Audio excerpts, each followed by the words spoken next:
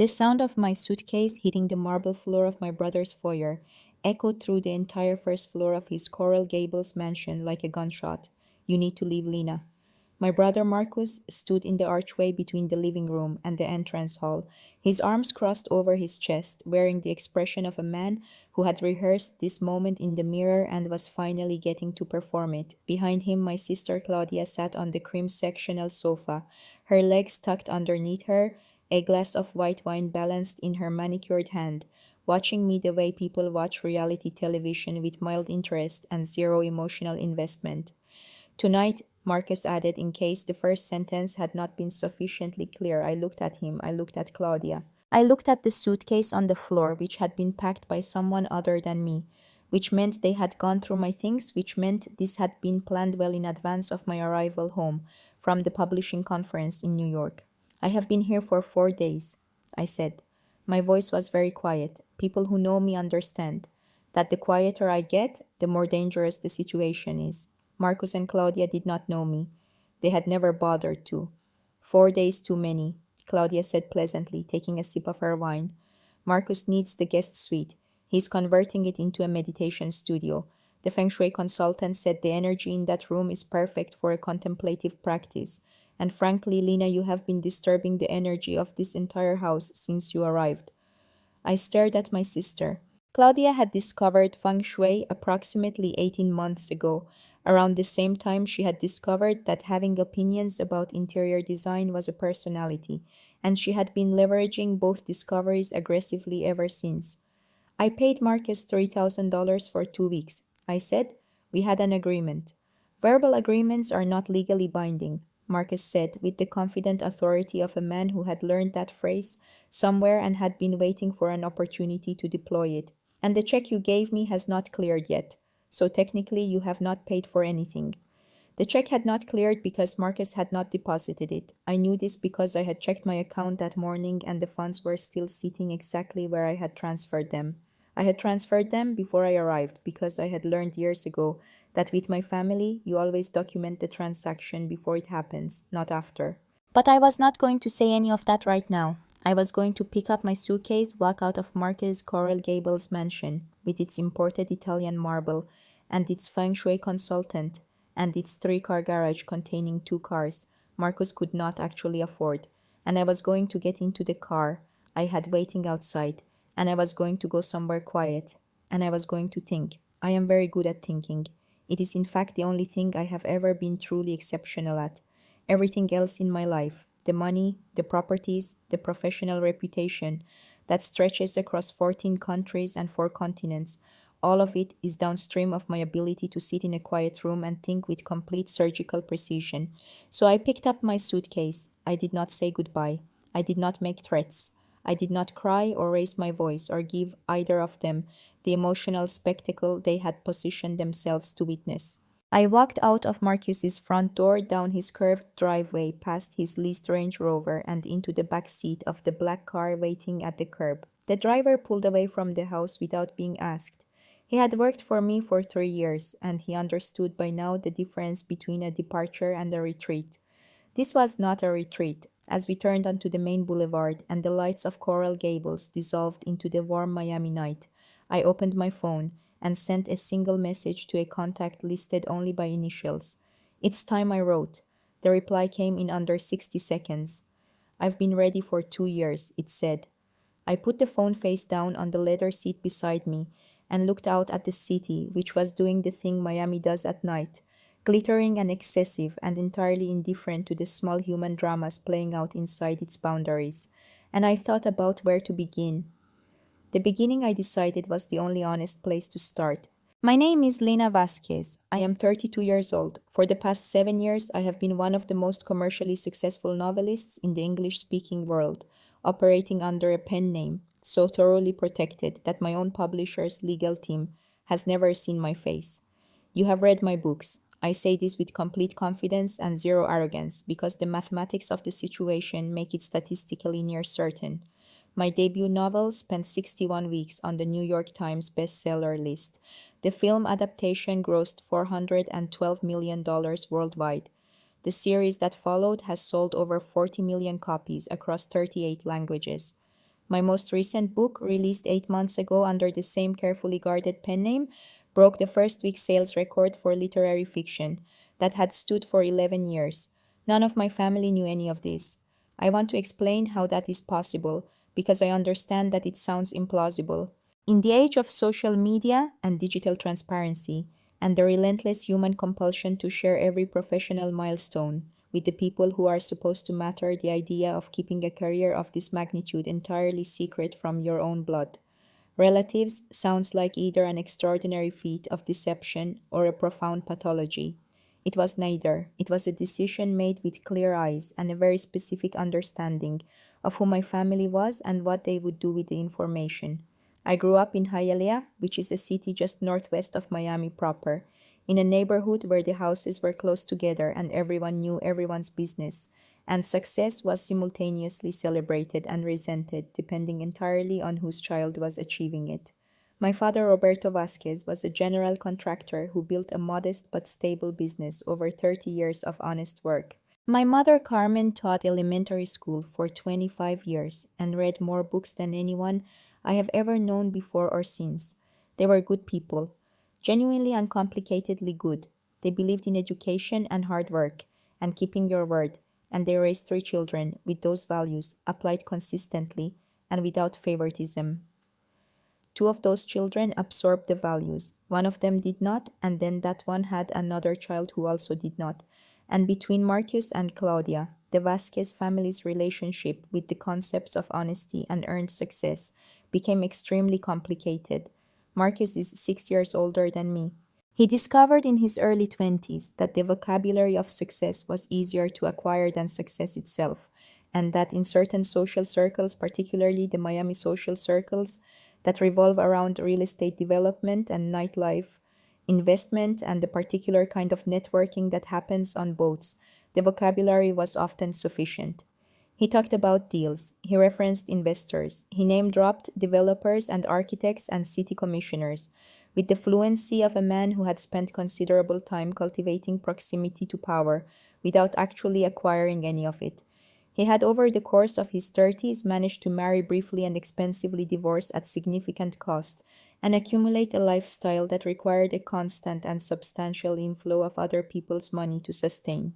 The Coral Gables mansion was technically owned by an LLC that was technically funded by a real estate investment group that was, upon any serious examination, a loosely organized collection of optimistic promises and deferred obligations. Claudia is 3 years older than me. She is beautiful in the specific high-maintenance way that requires daily effort and significant financial investment, and she has always treated her appearance as her primary professional credential. She married at 26, divorced at 31, and received a settlement that was substantial enough to fund several years of the lifestyle she had always believed she deserved. She spent those years moving between Miami and Boca Raton, and occasionally Turks and Caicos, decorating apartments, attending events, and developing the series of passionate but expensive enthusiasms: wellness, feng shui, artisanal ceramics, equine therapy that she cycled through with the commitment of someone who has mistaken consuming for creating. Neither of them had ever held a job that lasted more than 18 months. Neither of them had ever built anything. And both of them, from the time I was old enough to observe the family dynamic, clearly had treated me as a combination of audience resource and afterthought, never quite interesting enough to engage with seriously, but always available when something was needed. When I was 16, Marcus borrowed $300 from my babysitting savings to cover a car payment and never mentioned it again. When I was 19 and had just started college on a merit scholarship, Claudia called me from a hotel in South Beach and asked me to cover a 2-night stay because her card had been declined and she would absolutely pay me back the moment she got home. She did not pay me back. I stopped waiting after 2 years. When our parents died, our father first of a heart attack when I was 22, and our mother 14 months later of a grief that the doctors called pneumonia, but that everyone who knew her understood was simply the physiological expression of a broken heart. Marcus and Claudia managed the estate with the efficiency of people who had been mentally dividing the assets for years. The house in Hialeah, which our parents had paid off completely, was sold within 4 months. The proceeds were split 3 ways on paper. In practice, Marcus received his third, Claudia received her third, and my third was subjected to a series of temporary delays and administrative complications that lasted until I stopped asking about it. I was 23 years old, newly orphaned, working three part-time jobs to stay in the apartment I had rented when I started college, and my siblings had just quietly absorbed my inheritance and moved on.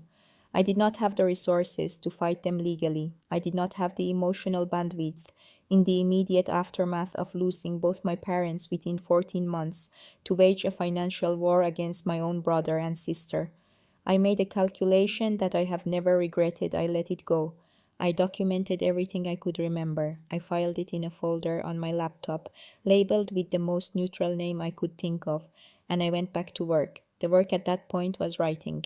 I had been writing since I was 11 years old, filling composition notebooks with stories that my mother read and praised with the specific, genuine enthusiasm of a woman who loved books and recognized something real when she encountered it.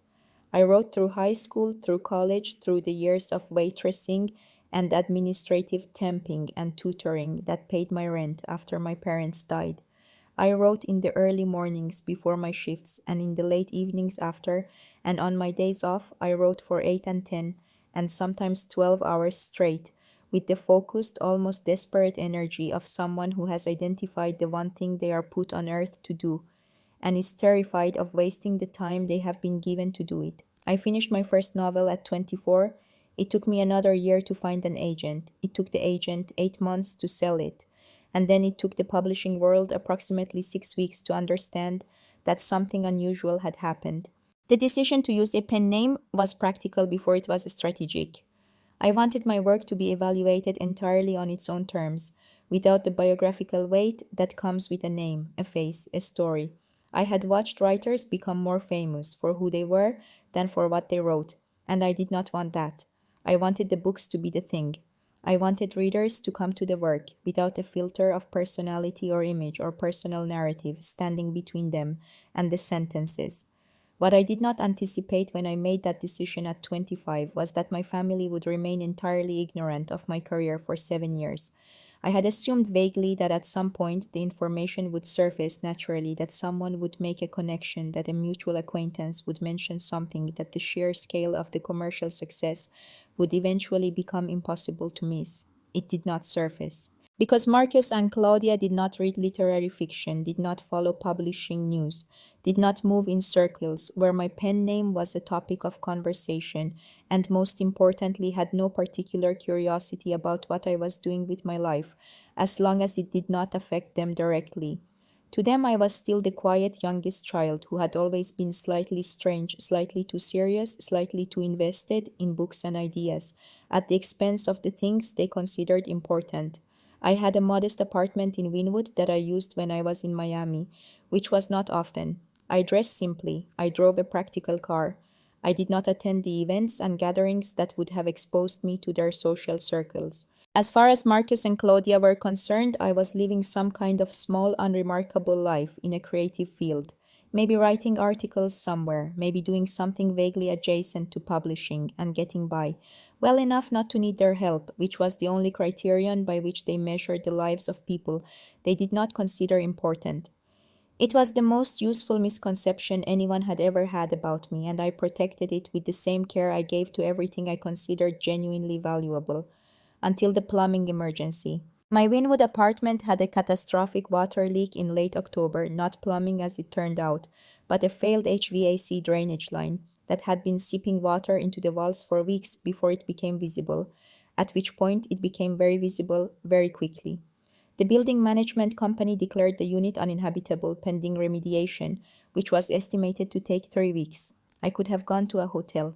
I could have gone to any of several dozen hotels in Miami that I could afford without thinking twice, from the standard business hotels to the places with private plunge pools and dedicated butler service. I have stayed in all of them at various points in the quiet and anonymous way that I conduct most of my personal life. But I had not spoken to Marcus or Claudia in 8 months, and something, I will call it, the specific nostalgia that orphaned people sometimes feel in the autumn, the season when family seems most relevant and most absent, made me think that perhaps the distance could be bridged by proximity, that perhaps my siblings and I could find in a shared stretch of ordinary time something approximating the family connection that had never quite materialized in the ordinary course of our separate lives. I know. I hear it too in retrospect. The optimism is almost embarrassing. I called Marcus. I told him I had a situation with my apartment and asked if I could stay in his guest suite for 2 weeks. I offered to pay. He said yes without hesitation, which I now understand was because he had already begun calculating something before I finished the sentence. I transferred $3,000 to his account the day before I arrived. I showed up with 2 suitcases and a laptop bag and the careful, hopeful energy of someone attempting a fresh start.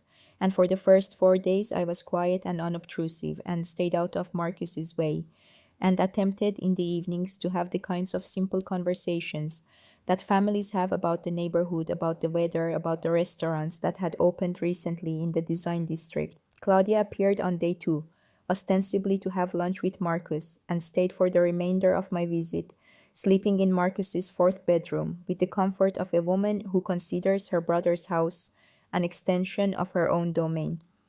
The conversations, such as they were, followed a predictable pattern.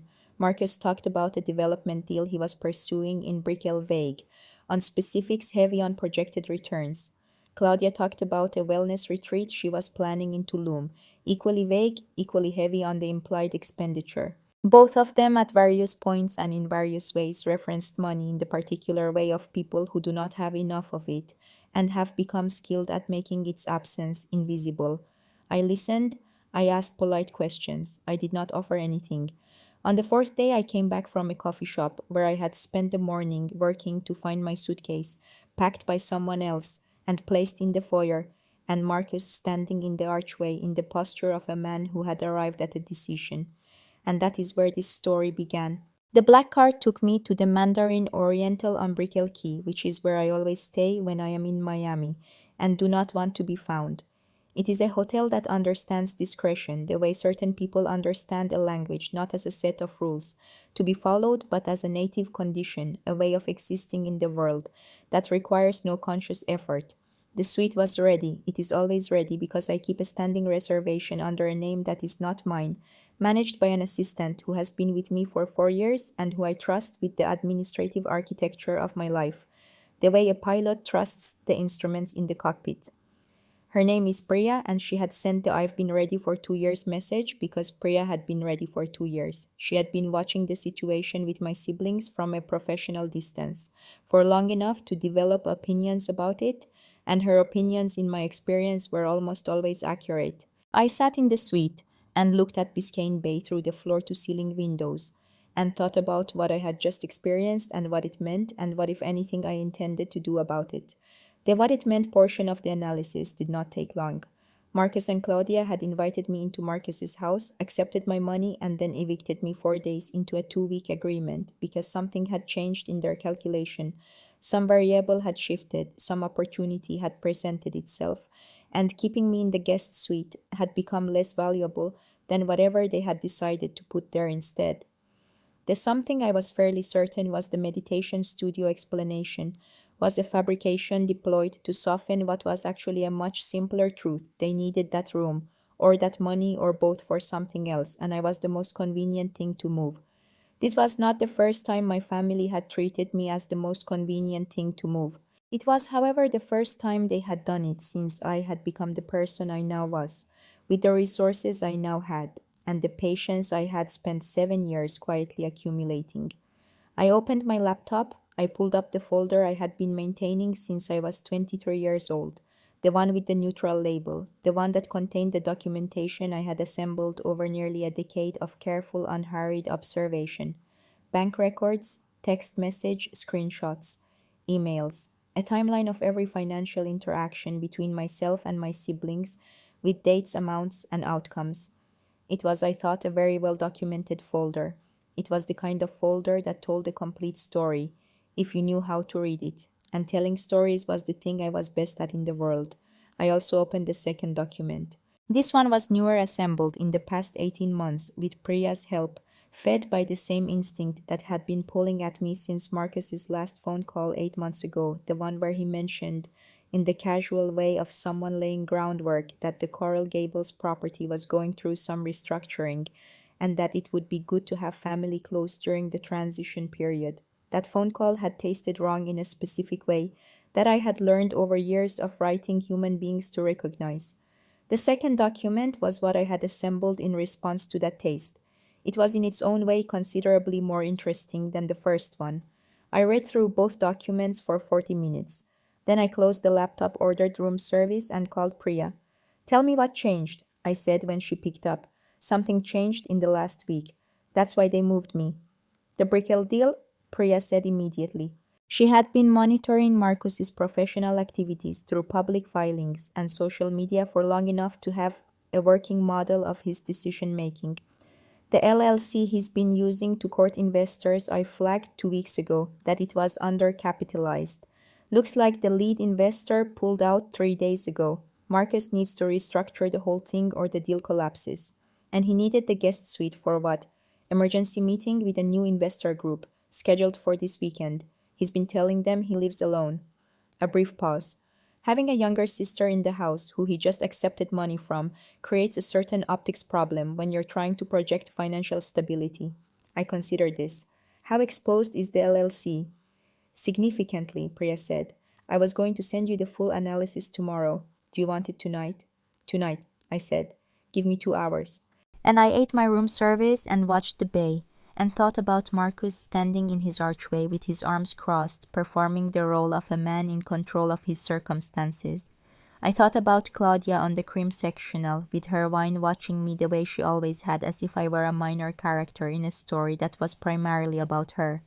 I thought about my mother reading to me from a beaten paperback at the kitchen table in Hialeah, the two of us with our heads bent over the same page, and the particular quality of attention she had always brought to words, the way she treated language as something that mattered, that carried weight, that had consequences.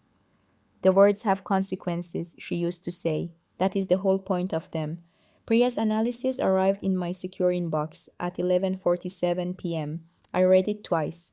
By the time I finished the second reading, I had the complete picture, and the complete picture was, as these things often are, both worse and more interesting than I had expected. Let me tell you about the Brickell deal, because it is the spine of this story, the load-bearing structure around which everything else is built. Marcus had been pursuing a commercial real estate development in Brickell for approximately 2 years. The project was a mixed-use tower residential units on the upper floors, retail and hospitality on the lower floors, positioned as a luxury offering in a market segment that had been performing well. On paper, the concept was sound. The location was excellent. The projected returns, if the building was completed and leased at the rates Marcus's prospectus cited, were genuinely attractive. The problem was that the prospectus was built on assumptions that did not hold up to examination, and Marcus had been very careful to ensure that none of the investors in his LLC had the expertise or the inclination to examine them closely. The capitalization structure of the LLC was the first issue. Marcus had positioned himself as the managing partner with a 25% equity stake, which implied a capital contribution commensurate with that stake. The actual capital he had contributed was minimal. He had structured his stake as a sweat equity arrangement, meaning he was compensated for his role as the deal's originator and manager rather than for actual capital investment. This was disclosed in the operating agreement, but the disclosure was buried in a section of the document written with the specific density of language that people sign without reading. The second issue was the project timeline. The prospectus projected groundbreaking within 8 months of full capitalization and completion within 24 months of groundbreaking. Priya's research had identified 2 problems with this timeline. First, the permits had not been filed, which meant the 8-month groundbreaking date was already impossible before the ink on any investment agreement was dry. Second, the construction cost estimates in the prospectus were based on figures from 18 months ago, before a significant inflation in materials costs that had affected every major construction project in South Florida. The current cost estimates done honestly would reduce the projected investor returns by approximately 30%. None of this was disclosed to investors, not the permit status, not the updated cost estimates, not the realistic timeline. What was disclosed was a professionally designed document with impressive projected returns, a track record section that cited several developments Marcus had been involved in, without specifying the nature or extent of his involvement, and a biography photograph that someone had taken at a very flattering angle. The lead investor, who had withdrawn 3 days ago, was a family office in Houston. Old money, patient capital, the kind of investors who move slowly and check everything twice. What had caused them to withdraw? Priya had determined from a contact in the Houston real estate community was a routine due diligence call with one of the contractors Marcus had listed as a committed partner in the project. The contractor's office had no record of any commitment to the project and some confusion about who Marcus Vasquez was. This was the situation Marcus had been in when he called me 8 months ago and suggested it would be good to have family close during the transition period. He had been looking even then for options. I was an option. He simply had not yet identified what kind of option I might be. The eviction from the guest suite suggested he had now identified it. Priya's analysis included a supplementary note at the bottom flagged with the color she used for items she considered urgent. Claudia has been in contact with a financial advisor in Aventura who specializes in what he calls family wealth consolidation. I have his name and his firm. You should know about this before they say anything to you directly. I read the note twice. Then I sat back in my chair and looked at the bay for a long time. Family wealth consolidation. They did not know I had wealth. They did not know I had anything beyond the modest, unremarkable life they had constructed for me in their imagination. And yet someone was already in contact with a financial advisor about consolidating family wealth, which meant someone had begun to suspect that the imagination was wrong. The question was how. The question was what they knew, or thought they knew, or were trying to find out. And the answer to that question would determine everything about how the next chapter of this story unfolded. I called Priya back. The financial advisor in Aventura, I said. I need to know everything he knows about me. I anticipated that, Priya said. I'm already working on it. How long? Tomorrow morning. Good, I said. I paused. Also the pen name. Has there been any movement on identification? Any searches? The silence that followed was approximately 1 second longer than Priya's silences usually were. There has been some activity, she said carefully. Nothing that's penetrated the legal structure. But there have been searches. I was going to include them in the morning report. Include them now, I said. Send me everything you have. I did not sleep that night. I read. I thought. I planned with the specific unhurried precision that is the product of years of practice. The same precision I bring to the architecture of a novel, to the construction of a plot, to the careful engineering of consequences that feel inevitable in retrospect, but were at every stage the result of deliberate choice. By 4 in the morning, I had the outline of what I was going to do. Not the full story. I never have the full story at the beginning, but the shape of it, the structure, the load-bearing elements. The words have consequences. That is the whole point of them. Priya's morning report arrived at 7:15, and it was as I had suspected from the tone of her voice the previous night, considerably more informative than what she had initially planned to share. The financial advisor in Aventura was a man named Gerald Moss, whose firm operated under the name Moss Family Wealth Partners, and whose primary business, as far as Priya's research could determine, was advising clients with modest to mid-range assets on estate planning, intergenerational wealth transfer, and what he called in the marketing materials on his website, harmonizing family financial futures. The language was soft and inclusive and designed to make the movement of money between family members sound like a form of emotional wellness rather than a legal transaction. Claudia had contacted Gerald Moss 6 weeks ago. The initial inquiry, which Priya had accessed through a contact with visibility into the firm's public-facing communications, described a family situation in which one sibling had quietly accumulated significant assets through a creative career and was not forthcoming about the extent of her holdings, a characterization that was simultaneously accurate and deeply ironic given the circumstances under which those assets had been accumulated. The inquiry also referenced in language that Priya highlighted in red a potential estate matter that was not fully resolved following the deaths of the family patriarch and matriarch approximately 9 years ago, which was, I recognized immediately, a reference to the inheritance that Marcus and Claudia had absorbed without distributing my share. They were not acknowledging that they had stolen from me. They were positioning the unresolved estate as a grievance that entitled them to a claim on my current assets. The logic was breathtaking in its audacity, having taken what was mine. They were now using the existence of what they had taken as justification for taking more. Gerald Moss had responded to Claudia's inquiry with enthusiasm and a proposed meeting which had taken place 4 weeks ago in his Aventura office.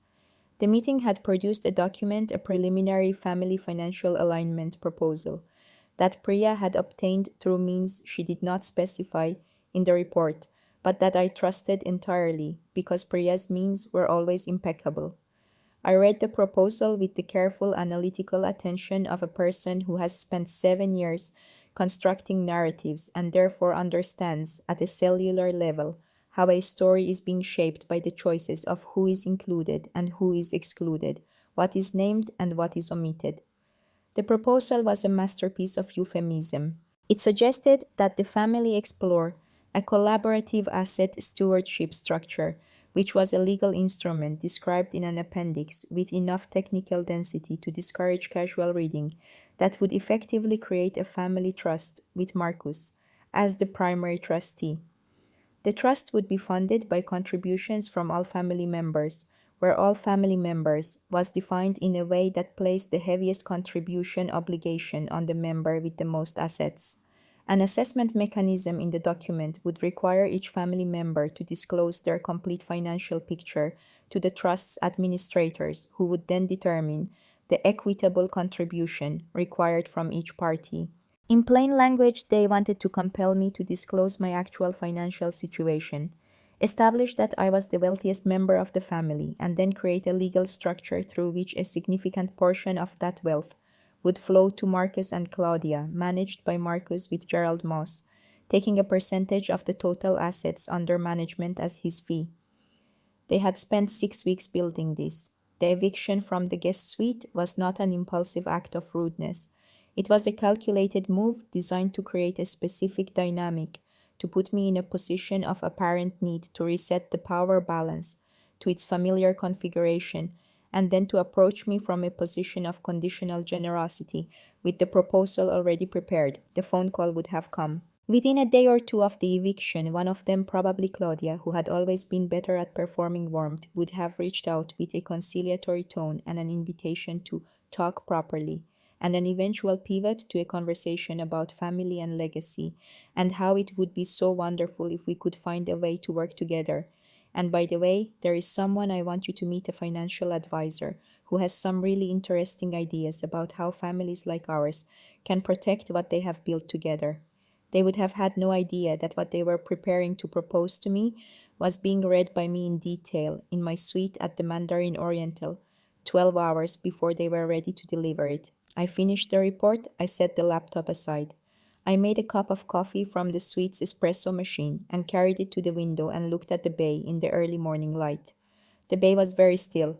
The light was the specific pale gold of Miami in October, before the heat of the day has asserted itself, when the air is clear and everything has a quality of temporary beautiful precision. I thought about my mother reading to me at the kitchen table. I thought about the folder on my laptop, with its 9 years of careful documentation. I thought about the proposal Gerald Moss had prepared and the assumptions. It rested on the assumption that I did not know it existed, that I was as ignorant of my own situation as Marcus and Claudia had always believed me to be, that the quiet youngest child who had always been slightly strange could be maneuvered into a position and held there. I thought about the 40 million copies of my books sitting in homes and libraries and airports and beach bags across 38 languages, the stories I had told, the worlds I had built from nothing but language and intention, and the willingness to sit in a room, alone, and think hour after hour until the architecture was right. I thought about my mother's voice. The words have consequences. That is the whole point of them. Then I finished my coffee, sat back down at my laptop, and began to write. Not a novel, not this time. A plan. The first thing I needed to understand was the precise shape of Marcus's financial exposure because the shape of the exposure would determine the shape of the response. A surgeon does not pick up a scalpel before understanding the anatomy. I had learned this principle from a doctor character in my third novel and had been applying it to real life ever since. Priya's report had given me the broad contours. What I needed was the specificity, and for the specificity, I needed someone with a different skill set than Priya's. I called Rafael Mendez at 8 in the morning. Rafael was a forensic financial analyst based in Coral Gables, not the residential part of Coral Gables where Marcus's mansion was located, but the commercial district where his office occupied the fourth floor of a building that had no sign on the exterior and no listing in any business directory accessible to the general public. Raphael had been recommended to me by my publisher's legal team 3 years ago in the context of a complicated rights dispute that required someone who could trace money through multiple corporate structures with speed and precision. He had resolved the dispute in 11 days. I had kept his number. He picked up on the second ring. Miss Vasquez, he said, which was how he always addressed me with a formality that I appreciated because it told me he understood the nature of our professional relationship. I wondered when I would hear from you. Why? I asked. Because I saw Marcos Vasquez's LLC filing 2 weeks ago, and I thought that is her brother. And I thought she is either already watching this or she will be soon. This was why Rafael cost what he cost. I need the full picture, I said. Everything the LLC is carrying, every liability, every investor commitment, every contractor agreement. And I need to know who else is involved if there are other LLCs, other structures, other deals that connect to this one. How quickly? Yesterday, I said. 48 hours, he said. I need access to the public filings, and I need you to authorize the pull on the county recorder's office. Authorized? I said. Send me the engagement letter. It will be in your inbox in 20 minutes. I signed the engagement letter, transferred the retainer, and moved to the second call. The second call was to a woman named Diane Chu, who was an attorney in Miami's commercial litigation practice, whose specialty was what she called with characteristic directness, cleaning up messes. She had cleaned up 3 messes for my publisher over the years. I had worked with them all involving the intersection of creative work and financial fraud, and she was in Diana Marsh's precise and accurate assessment of her field, the Miami equivalent of a legal thermonuclear device, effective, contained, and absolutely not to be deployed unless the situation genuinely warranted it. Diane, I said when she answered, I have a situation. Tell me, she said. I told her. Not everything, not the pen name, not the full scope of my financial picture, nothing that was not directly relevant to the immediate situation. But I told her about the eviction, about the inheritance that had never been distributed, about Gerald Moss, and the family wealth consolidation proposal, about Marcus's LLC and the Brickell deal, and the Houston investor who had withdrawn. Diane listened without interrupting. This was one of the things I liked most about her. She listened the way a good editor listens, taking everything in before forming a response, not preparing her answer while you were still speaking. When I finished, she was quiet for 6 seconds. I counted. The undistributed inheritance is the foundation, she said. If they took your share and did not distribute it, that is a documentable estate violation. 9 years is within the statute of limitations for fraud in Florida. If Rafael finds what I think he is going to find in the LLC structure, you may have additional claims. And the proposal from Gerald Moss, the fact that they are actively trying to access your assets while simultaneously holding an undistributed share of your parents' estate, creates a conflict of interest that any judge in this state is going to find extremely interesting. What do I need from you right now? I asked. Let me review what Rafael finds before we talk next steps, she said. But start compiling everything you have on the inheritance. Documentation, communications, any records of the estate proceedings. I want to see it all. I have a folder, I said. Of course you do, Diane said, and I thought I heard something that might have been approval in her voice. Send it to my secure server. I'll start reviewing tonight. I sent the folder. Then I ordered more coffee and sat back down at the window and watched Miami go about its morning, all that light and movement, and the specific restless energy of a city that has always been more interested in the future than the past. My siblings were preparing a trap they had taken 6 weeks to build. It had engaged a professional to design it, had executed the first stage of it, by evicting me from the guest suite to establish the desired power dynamic. What they did not know, what they had never known because they had never been curious enough to find out, was that I had been building something too. Not for 6 weeks, for 9 years. And mine was considerably more complete. 2 days passed. I stayed in my suite, worked in the mornings, walked along Brickell Quay in the evenings, and waited for Raphael and Diane and Priya to assemble the picture. During those 2 days, the phone calls came exactly as I had anticipated. The first was from Claudia 26 hours after the eviction, arriving with a tone of warm, practiced concern. "Lena, I've been thinking about you. I hope you found somewhere comfortable. I know Marcus's timing was terrible, honestly. I told him it was terrible. But you know how he gets when he's under pressure with the work stuff. He means well." I let her talk. I made the small sounds of someone who is listening and has not yet decided how to respond. I did not volunteer information. I did not express feelings. I operated as a pure receiver, taking in everything she said and filing it in the running document I kept during significant conversations with my family. "I actually wanted to talk to you about something," she said, after approximately 4 minutes of warm-up that circled around family and connection and how nice it would be to spend more time together. "There's someone I think you should meet, a financial advisor I've been working with, Gerald. He has some really interesting ideas about how families can work together to, protect what they've built, pool resources in a smart way. I think it would be worth a conversation, even just as an idea." "That sounds interesting," I said, in the tone of someone who finds something mildly interesting. "What kind of resources are we talking about pooling?" "Oh, just, whatever everyone has. The idea is that it's stronger together, right? Marcus has the real estate background. I have my connections. And you're clearly doing something that's working for you. It would be good to understand what that is finally." A brief deliberate pause. "We've never really talked about what you do, Lena. Not properly." "We could do that?" I said. "Let me think about when my schedule opens up." "Of course," she said. "No rush. Just keep it in mind." The second call came from Marcus 12 hours after Claudia's and was shorter and more direct because Marcus was less patient than Claudia and less skilled at disguising his intentions. "Hey, look, I know the way things went the other day it was abrupt. I get it, but I want to make it right. Let me take you to dinner. Somewhere nice. We can talk." "Sure," I said. "Next week." "Earlier if possible," he said. "I'm dealing with some timing-sensitive stuff on the work side, and I think it would be good to have a conversation soon." "I'll look at my calendar," I said. He waited, clearly hoping I would volunteer a date. I did not. "Great," he said finally. "Let me know." I looked at my calendar. It was full of nothing that could not be moved because I had deliberately kept it clear while I waited for the information I needed. But I told neither of them that. I waited. Raphael's full report arrived on the morning of the third day, and it was as Diane had predicted, illuminating.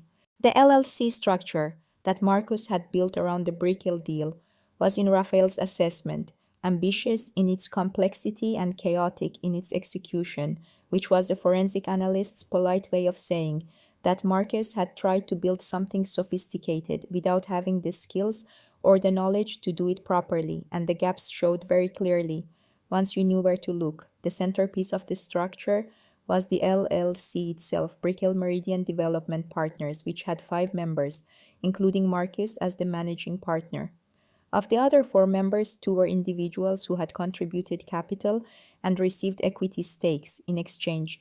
A retired orthodontist from Pinecrest named Gerald Harmon, who had invested $400,000, and a couple from Coconut Grove named the Abramowitz, who had invested $250,000 as a joint investment.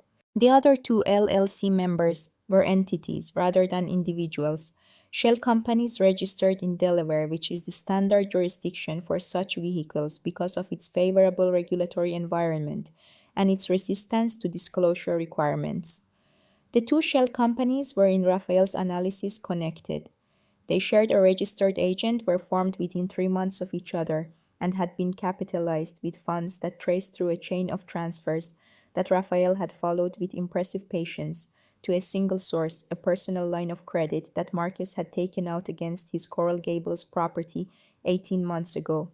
Marcus had borrowed money against his house, created two shell companies with it, and invested those shell companies' money into his own LLC, thereby giving the appearance of having attracted two additional sophisticated investors when he had in fact simply borrowed against his personal real estate to make the capitalization structure of the deal look more robust than it was. This was, Raphael noted with characteristic understatement, not a standard or advisable approach to deal structuring. It was also, Diane confirmed when I forwarded the report to her, potentially fraudulent depending on the representations made to the individual investors, and definitely something the SEC would find interesting if it were brought to their attention. There was more. The prospectus that Marcus had distributed to potential investors, including the Houston family office, that had since withdrawn, contained representations about his track record that Raphael had now verified against public records. Of the five developments Marcus claimed to have been instrumental in completing, two had no public record of his involvement at all. One listed him as a subcontractor's representative, not a development partner. One had been completed but by a different entity entirely, with Marcus's name appearing on a single permit application as an assistant project manager. Only one of the five, a modest warehouse conversion in the Miami suburbs completed in 2019, showed any meaningful involvement from Marcus. The track record section of the prospectus was, in the professional vocabulary Raphael used for such things, materially misleading. I read the full report twice. Then I forwarded it to Diane with a one-line message, "What are we working with?" Her response arrived 40 minutes later and was considerably longer than one line. It outlined in the precise and confident language of a litigator who has identified a clear path forward, the claims available to me, and the strategy she recommended for pursuing them. The strategy had two phases. The first phase was protective, establishing my legal position before my siblings made their move. The second phase was active. It was, in Diane's phrase, the part where the situation resolves itself. I read her email 3 times. I sat with it overnight. In the morning, I authorized her to proceed. There was one more element of the situation that I had been thinking about for 3 days and had not yet addressed, because it was the most delicate and the most personal and the one most likely to go wrong if handled incorrectly: the question of what they knew about me, or suspected. Priya had flagged in her first report that there had been searches attempts to identify the person behind my pen name. She had been more specific. In a follow-up message, someone had used a background check service to search my legal name, Lina Vasquez, and had used a second service to search for corporate filings associated with my legal name. Both searches had returned limited information because I had spent 7 years constructing a legal architecture specifically designed to return limited information. The pen name was held by a corporation registered in the Cayman Islands. The corporation held all the intellectual property rights. My publishing contracts were between the Cayman Corporation and my publishers. My royalty payments flowed from the corporation to a trust, from the trust to a series of investment accounts, and from those accounts into the instruments, real estate equities, private credit, the ordinary machinery of wealth management that had been quietly compounding for 7 years. My legal name appeared nowhere in this structure that was accessible through a standard background check service. It appeared in 2 places that were not standard: the trust documents, which were private and held by the trust's administrator, and the Cayman corporate filings, which were accessible only to the registered agent and the beneficial owner. Someone had searched. They had not found what they were looking for, but the searching meant they knew or strongly suspected that there was something to find. The question was how they had come to that suspicion. I had 3 theories, in descending order of probability. The first and most likely was that someone had made a connection through the publishing world. Miami had a literary community smaller than New York's or Los Angeles, but real and connected, and the kind of community where information traveled through informal channels. If someone with knowledge of publishing had noticed the convergence of my legal name and my pen name through a shared acquaintance, through an event, through any of the dozen small coincidences that 17th century novelists called fate and 21st century people call algorithm, and had mentioned it in a context that eventually reached Marcus or Claudia, the search would make sense. The second theory was that Claudia, in the process of preparing the family wealth consolidation approach, had asked Gerald Moss to conduct due diligence on me, and that Moss's due diligence had uncovered something that pointed in the right direction without reaching the destination. The third theory was that Marcus, in one of his networking dinners, had encountered someone who knew something. Miami's luxury real estate and entertainment circles overlapped with the book world in the specific glancing way that expensive cities create unexpected proximities, and it was not impossible that someone had said something at a dinner that had reached Marcus's ears and registered as a data point. Any of the three. All three. The exact vector was less important than the fact of the searching, which told me that the timeline I was working with was shorter than I would have preferred. If they found the connection, if they identified the pen name, the nature of the conversation they wanted to have with me would change significantly.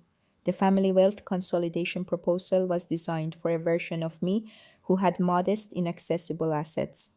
The proposal for the version of me who had generated the kind of wealth I had generated would be considerably more aggressive. I needed to move before they found what they were looking for. I called Priya. "The searches?" I said.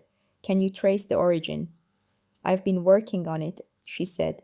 "The first search, the one on your legal name, originated from a device registered to a business address in Aventura, which is Gerald Moss's office," I said.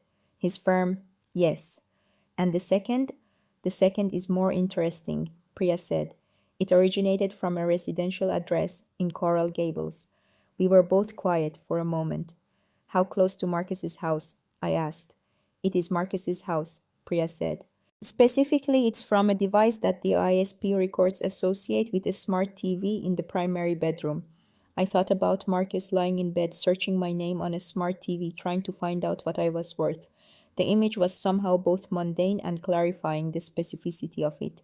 The smallness of it, the gap between the grandiosity of the scheme they were building and the reality of a man typing on a remote control at midnight. "When?" I asked. 4 days before you arrived," Priya said. 3 days before the initial call to Gerald Moss. They had already started before you showed up. So the invitation to stay had been calculated from the beginning. The warm offer of the guest suite, the $3,000 accepted without hesitation, the 4 days of relative normalcy.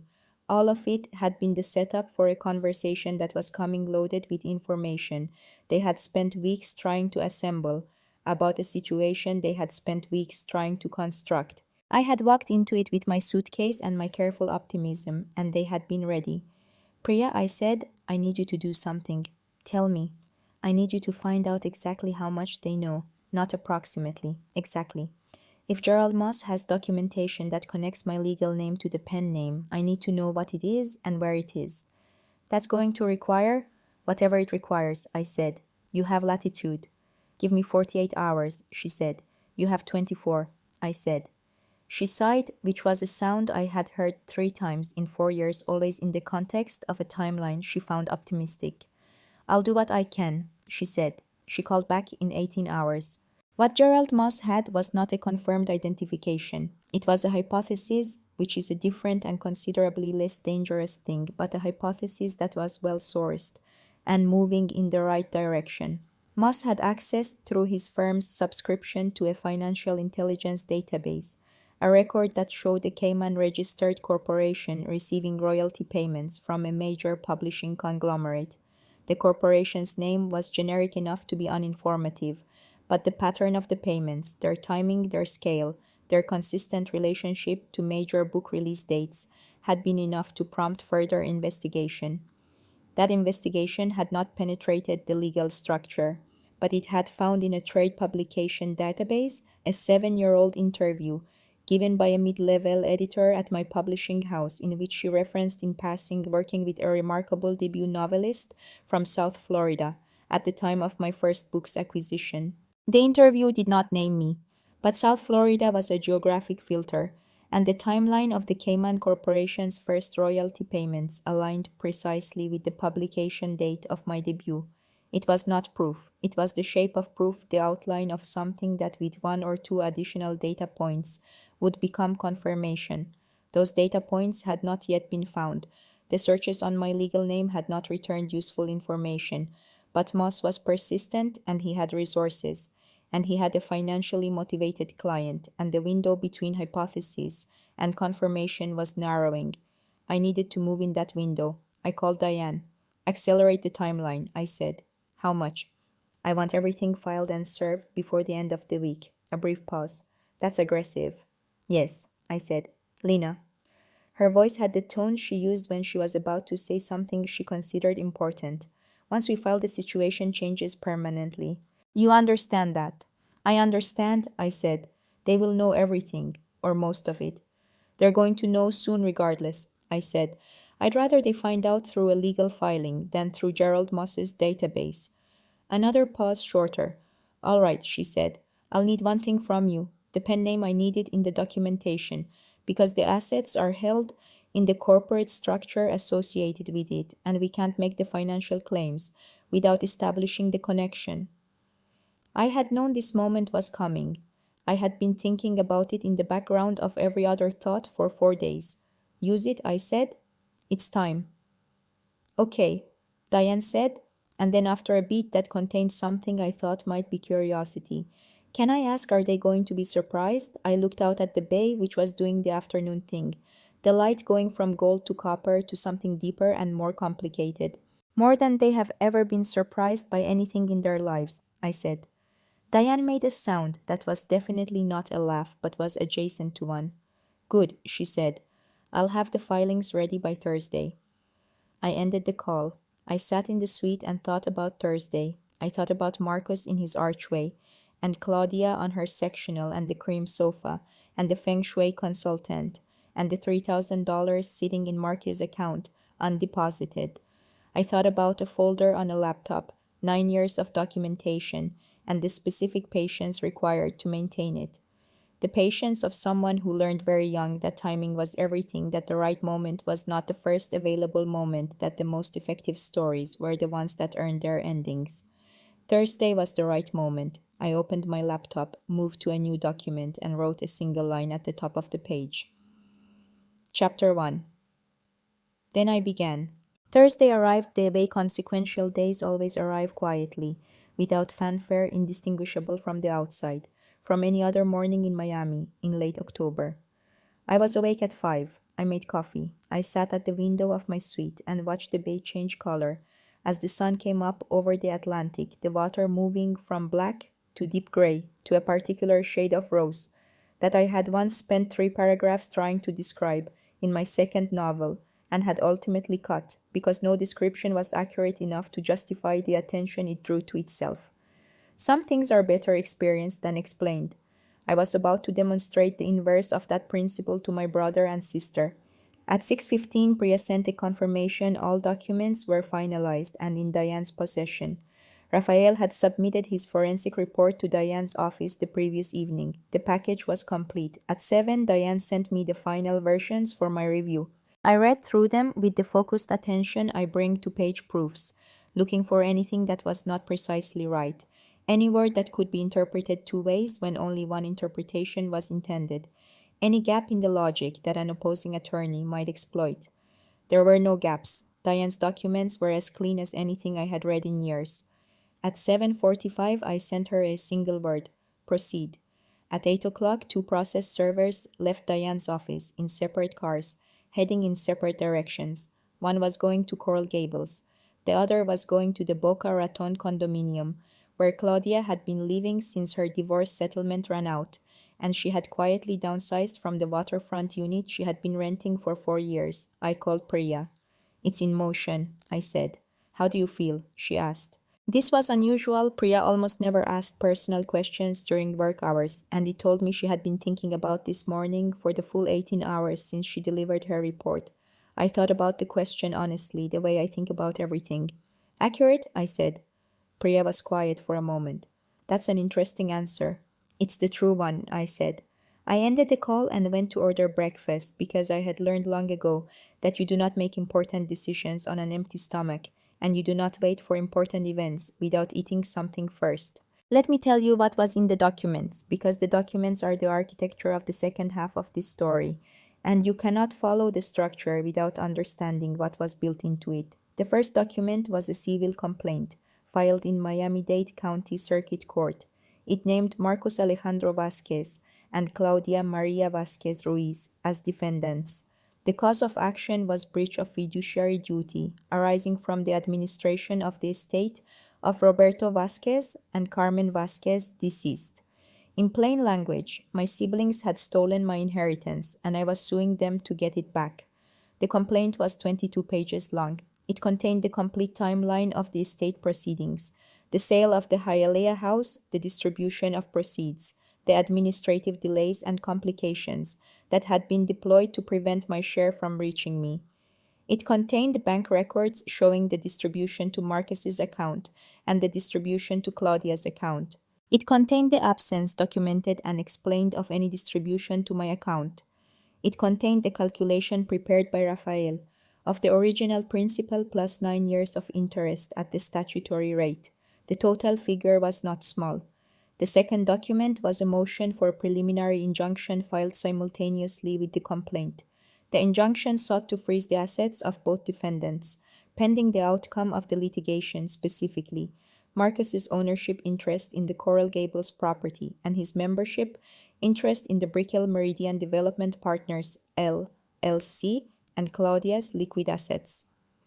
The injunction was accompanied by Rafael's forensic report as an exhibit, not the full report which was held in reserve, but a targeted summary that contained enough information about the LLC's structural irregularities and the misleading representations in the investor prospectus to give the court a clear picture of why asset preservation was necessary. The third document was a letter, not a court filing, but a formal legal letter from Diane's firm, addressed to Gerald Moss at Moss Family Wealth Partners in Aventura. The letter informed Gerald Moss that his client Claudia Vasquez Ruiz was the subject of active litigation in Miami-Dade County and that any financial planning advice provided to Ms. Vasquez Ruiz in the context of the family financial alignment proposal prepared by his firm was potentially implicated in the litigation and should be preserved as evidence. The letter also noted in language that was precise and unambiguous that the proposal itself, a copy of which was attached as an exhibit, appeared to constitute an attempt to induce a third party to enter into a financial arrangement under false pretenses, which raised its own set of legal questions that Mr. Moss might wish to discuss with his own counsel. Gerald Moss, in other words, was being informed that he had been caught and that the smartest thing he could do was stop. The fourth document was the one that contained my pen name. It was a financial disclosure prepared by Diane and attached to the complaint as an exhibit establishing my standing to bring the claims. It identified me, Lina Vasquez plaintiff, as the beneficial owner of a Cayman-registered corporation that held intellectual property rights, generating significant royalty income, and it established the connection between that corporation and the pen name under which my books were published. The pen name appeared in print in a legal document filed in a public court for the first time in 7 years. I had thought about this more than I had thought about anything else in the preceding week. The pen name was my most carefully protected asset, not financially, but professionally and personally. It was the wall between my work and my identity, the structure that allowed me to write without the distortion of fame, to be read without the noise of personality, to exist in the world as something other than the image of the person who had written the books. Putting it in a public document felt at first consideration like a significant loss. At second and third and fourth consideration, it felt like the correct exchange for what was being gained, because the alternative, allowing Marcus and Claudia to discover the connection on their own terms through Gerald Moss's database searches in the context of their own scheme, was far worse. If they found it first, they held the information. If it appeared first in my filing, the context was mine. The narrative was mine. The words have consequences, including the words you choose to use in court documents. Diane had filed the complaint at the clerk's office when it opened. The process servers had been dispatched immediately after. By 9 in the morning, the documents were in transit. By 10, they would be delivered. I ate my breakfast. I read for an hour. I answered 3 professional emails from my publisher's office about an upcoming translation negotiation. that had nothing to do with anything I was currently managing in Miami, and everything to do with the ongoing business of being who I actually was. At 10:22 my phone rang. It was Marcus. I let it ring. He called 4 times in the first hour. Claudia called twice. The calls were not answered because I had nothing to say yet, or more precisely, because what I had to say was already in the documents, and the documents had been received, and anything I said on the phone in the next 24 hours would be said in the heat of the immediate aftermath, which is the worst possible condition for communication. At noon a text arrived from Claudia. It was 3 sentences.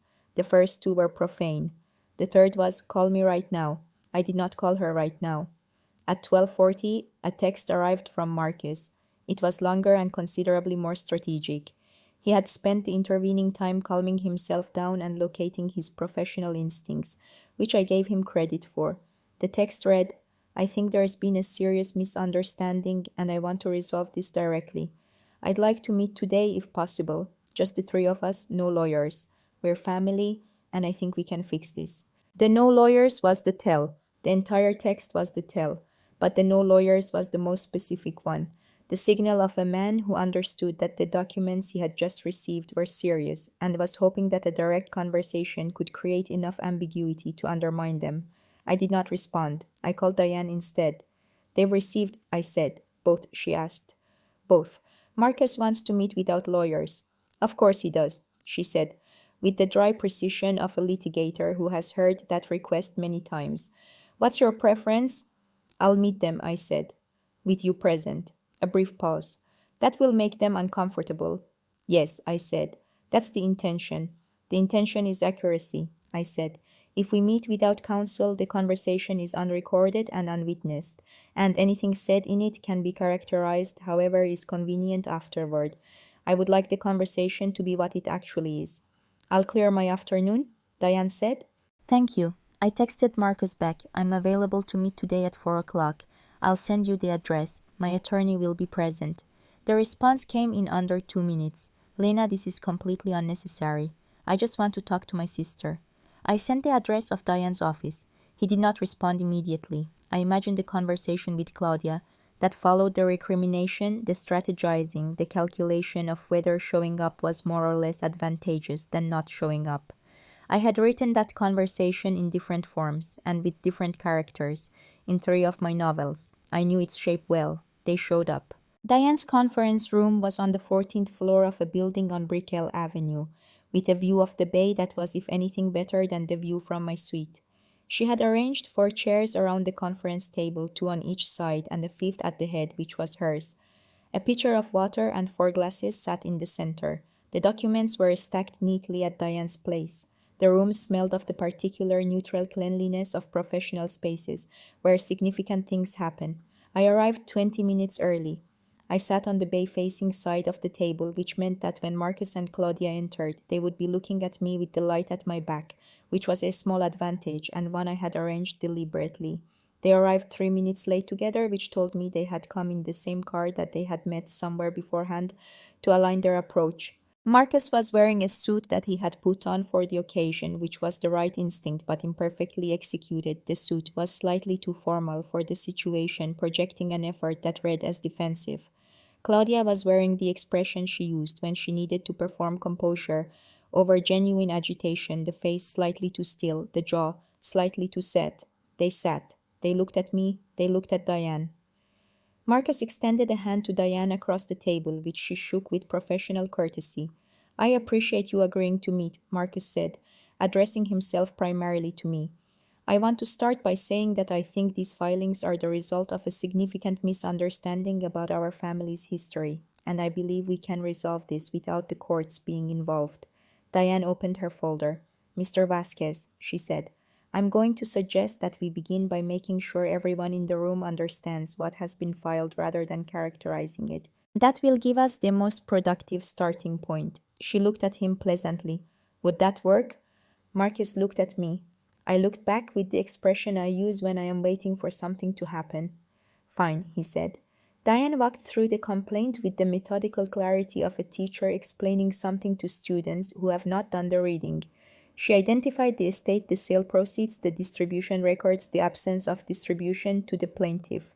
She explained the statutory basis for the claims. She presented Raphael's calculation of the principal and accumulated interest. As she spoke, I watched my siblings. Marcus had adopted the posture of a man listening to something he intends to dispute, arms on the table, body slightly forward, a quality of effortful attention. Claudia had adopted a different posture. She was looking at a point slightly above Diane's head, which was the posture of a person who is doing mental arithmetic and does not want their face to show the results. When Diane finished, Marcus leaned forward. "Lena," he said, using my name, in the particular way people use names when they are trying to establish intimacy. "I understand that the estate distribution was complicated. Dad's affairs were not in good order when he died. There were debts we had to address before we could distribute to any of the heirs. The process took longer than any of us wanted." "The process concluded," Diane said before I could respond. "There's a record of the final distribution. The record shows 2 distributions, not 3. "There were expenses," Claudia started. "The expenses are itemized in the estate filing," Diane said. "They account for approximately 12% of the total proceeds. The remaining 88% was distributed. 2 ways, not 3.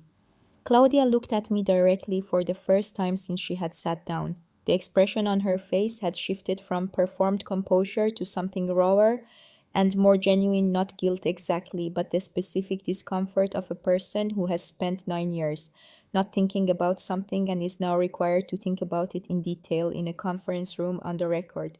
"You never said anything," she said. "All these years, you never said a word." "I said several words," I said. "I sent 3 emails in the year after the distribution was finalized. I called Marcus twice. You may remember one of the calls, you were there visiting. He told me there was an issue with the estate attorney and that the timeline had extended. That was the last substantive communication I received on the subject." Claudia looked at Marcus. Marcus looked at the table. "There were administrative complications," he said to the table. "That's one characterization," Diane said pleasantly. "Another characterization is contained in the complaint. The court will have the opportunity to evaluate both." The room was quiet for a moment. Outside the windows, Miami went about its afternoon, the boats on the bay, the traffic on Brickell, the ordinary ongoing city that had no particular investment in the outcome of any of this. Marcus straightened. He had arrived at the stage of the conversation where the initial approach had not worked and he needed to try a different one. I recognized the transition. I had written it many times. "Let's talk about what you want," he said. "Not what the lawyers want. What you want, Lena. Because I think we can find a way to make this right without going through years of litigation. What I want," I said, "is in the complaint." "There's a number in the complaint," Marcus said carefully. "I'm not going to pretend the number is small. But I think there are ways to structure a resolution that work for everyone, that take into account the full picture of our family situation, including the challenges I've been navigating with the Brickell project." "The Brickell project," Diane said, "is also referenced in our filings, specifically the injunction motion." Marcus looked at Diane. Something shifted in his face, the first real crack in the performed composure he had maintained since he sat down. "The injunction is unnecessary," he said. "I'm not going anywhere." "The injunction exists to preserve assets pending the resolution of the litigation," Diane said. "It's a standard procedural tool. The court will evaluate whether it should be granted." "If my assets are frozen, the Brickell deal collapses," Marcus said. His voice had taken on an edge that had not been there before, not anger exactly, but the pressure of a man watching a structure he has been holding together begin to fail. $250,000 investors are in that deal, real people. If the deal collapses because of an asset freeze, that's on you. I looked at Marcus. I thought about the retired orthodontist from Pinecrest who had invested $400,000 based on a track record section that was materially misleading. I thought about the couple from Coconut Grove. I thought about the Houston family office that had done its due diligence properly and gotten out. The investors, I said, are referenced in the injunction motion as well, specifically the representations made to them in the prospectus. The court will have access to Raphael's analysis of those representations. Marcus stared at me. "Raphael," he said, the name alone without anything attached to it. "Raphael Mendez," I said. "He's a forensic financial analyst. He prepared the financial exhibits attached to our motion." The color in Marcus's face had changed. Not dramatically, he was too practiced at controlling his presentation for a dramatic change, but perceptibly in the specific way of a man understanding for the first time the full scope of what he is facing. Claudia had gone very still beside him. "You hired a forensic analyst," Marcus said. Not a question. "I did," I said. "How long?" He started, stopped, restarted. "When did you start doing this?" "Preparing for this conversation," I said. "The documentation of the estate issues has been maintained for 9 years. The betrayal analysis was more recent." "You've been documenting us for 9 years." His voice was flat. "I've been documenting facts for 9 years," I said. "The facts relate to you and Claudia because you are the people who administered the estate." Claudia made a sound. It was not quite a word, it was the compressed, effortful sound of a person who is trying to keep something inside and is not entirely succeeding. "Lena," she said. Her voice was different from how it had been at the start of the meeting. The performance had dropped out of it, and what was underneath was something closer to genuine feeling, though I was aware that Claudia had always been skilled at deploying genuine feeling at strategic moments. "We're your family. We made mistakes. I know that. But all of this," she gestured at Diane's folder at the documents at the room. "This feels like you've been building a case against us. Like you've been waiting for this." "I've been patient," I said. "Those are different things. You've been living your life and letting us think you were, and all this time you were—" She stopped. The sentence did not have a clean end because what was in it was too complicated to resolve into a single predicate. "Who are you?" she said finally. The question was genuine. I could hear it. I looked at my sister across the conference table. I thought about the question as she had asked it, not rhetorically, but with the actual bewilderment of someone who has spent 3 decades constructing an image of a person and has just encountered information that makes the image entirely wrong. "I'm the person who sends you birthday texts every year," I said. "I'm the person who transferred $3,000 before I arrived, even though you had my room packed before I got there. I'm the person who has not cashed your mother's last Christmas check from 8 years ago because she gave it to me and I couldn't bring myself to spend it. I'm your sister. I've always been your sister." I paused. "I'm also the person you stole from," I said. Both of those things are true at the same time. The room was quiet for a long time. The meeting lasted 2 hours and 40 minutes. I will not reconstruct it entirely because much of what was said in the middle portion was the ordinary back and forth of a legal negotiation. Positions stated, countered, restated, the gradual compression of the possible towards something that both sides could technically accept. What I will tell you is the shape of it, because the shape is what matters. Marcus arrived wanting to handle the estate claim as a settlement, a number paid over time, structured to minimize the impact on his current liquidity. He arrived assuming the injunction would be his primary leverage point, that the threat of a frozen brickle deal would create pressure on my side to move quickly and accept less. What he encountered was a situation in which the brickle deal was not leverage available to him, because the brickle deal was already under the examination that would make it either a resolved issue or a considerably larger problem. The choice was his, but the window was narrow. Diane explained this to him in the language attorneys use, when they want to be clear without being overtly threatening, the language of possibilities and consequences, of what courts tend to find and how timelines tend to work, of what it costs to fight something and what it costs not to. She was, as I had known she would be, very good at it. Claudia arrived with a different agenda than Marcus, which I had anticipated, and which became visible about 40 minutes into the meeting when she pivoted away from the estate discussion entirely and said with a directness that surprised me by its honesty, "I want to understand the pen name." The room paused. "It's in the filing," Diane said. "I know it's in the filing," Claudia said. "I want to understand it from Lena." I looked at my sister. The calculation I was doing was not complicated. She was asking for an explanation that would humanize me in a way the documents did not, and the humanization might serve her interests in the negotiation. But the question itself was genuine underneath the strategy. I could hear both layers. "I wrote a book," I said. "I sold it. It did well. I kept writing. I kept selling. I used a pen name from the beginning because I wanted the work to be evaluated on its own terms, and because—" I paused. "Because I had watched what happened in this family when someone had something of value. I wanted to keep this one thing separate. Claudia was quiet. Marcus was looking at the table. How well? Claudia asked. Well enough, I said. Diane placed a single document on the table, a financial summary prepared as an exhibit for the disclosure. It contained in the clean language of financial summaries a picture of what 7 years of writing under a protected pen name had produced. Claudia looked at it. Marcus looked at it. Neither of them spoke for a very long time. I want to tell you what happened next, because what happened next is not what you might expect. There was no explosion, no screaming match, no dramatic reversal, no moment of operatic collapse. Those things make for effective scenes in certain kinds of stories. This story is a different kind. What happened was that Marcus picked up the financial summary, set it back down, and looked at me with an expression I had not seen on his face before. Not resentment, not calculation, something more complicated and less comfortable. You did this by yourself, he said. Yes, I said.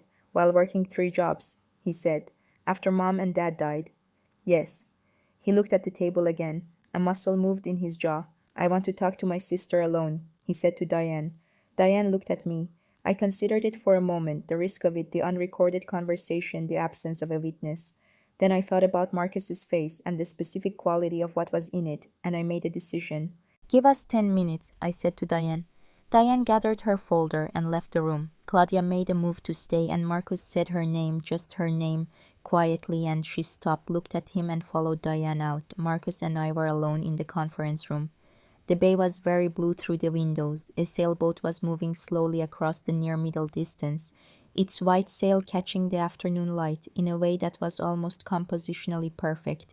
I noticed it the way I notice things when I'm trying to stay grounded in the immediate reality of a situation, the specific, particular, unrepeatable details of a moment.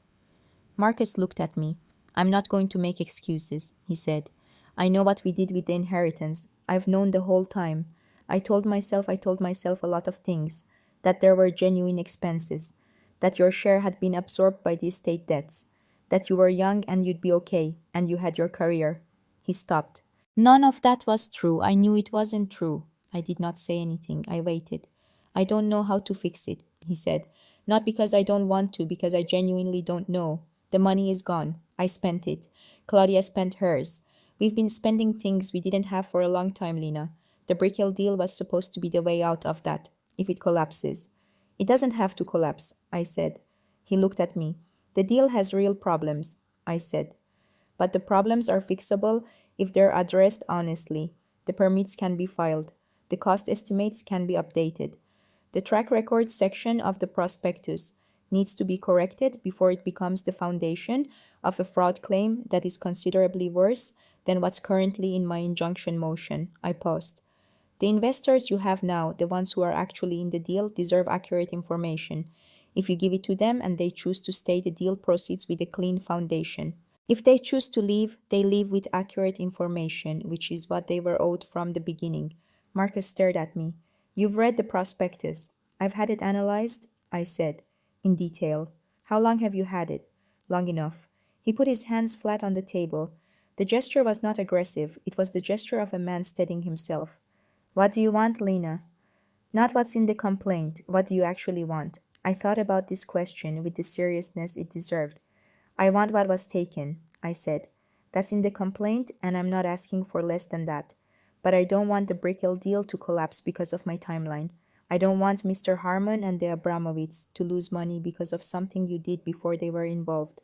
I want an acknowledgement of what happened, real, documented, formal, and I want it resolved in a way that doesn't require years of litigation. I looked at him. I'm willing to work with a structured payment if the structure is realistic and the deal is cleaned up. Not because you deserve the consideration, Marcus, because those investors do. Marcus was quiet for a long time. The pen name, he said finally. It was in the filing. Yes. It's going to come out. I've thought about that, I said. Does it? He stopped. Tried again. Does it matter to you that it comes out? I thought about my mother at the kitchen table. I thought about the composition notebooks and the early morning shifts, and the 7 years of quiet, anonymous work that had produced 40 million copies of books that people read in 38 languages. It matters, I said, but not more than this does. Marcus nodded. It was not an enthusiastic nod. It was the nod of a man absorbing something that he does not have a comfortable way to respond to. I'll talk to my attorney, he said. Talk to your attorney, I said. Then talk to Diane. I stood up. I walked to the door and opened it. Diane and Claudia were in the hallway. Diane looking at her phone with professional calm, Claudia looking at nothing in particular with an expression that I could not immediately read. We're ready to continue, I said. The formal resolution took 11 days.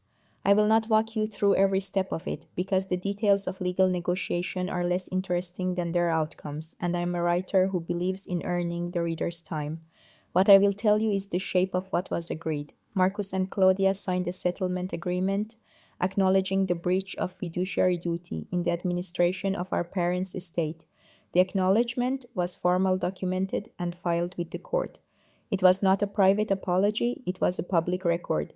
The financial settlement was structured as a combination of an immediate payment, the maximum Marcus could produce from liquid assets, which was less than I was owed, and a structured note for the remainder secured against the Coral Gables property. If Marcus completed the Brickell deal and the returns materialized as his revised projections suggested, the note would be paid off in approximately 3 years. If the deal fell apart, the Coral Gables property was Diane's mechanism for recovery. In exchange, I withdrew the injunction motion, which allowed the Brickell deal to proceed without the freeze, and agreed to a timeline that gave Marcus the space he needed to clean up the prospectus and re-engage his current investors with accurate information. The cleaning up of the prospectus was not optional. It was a condition of the settlement, documented and enforceable with a specific deadline.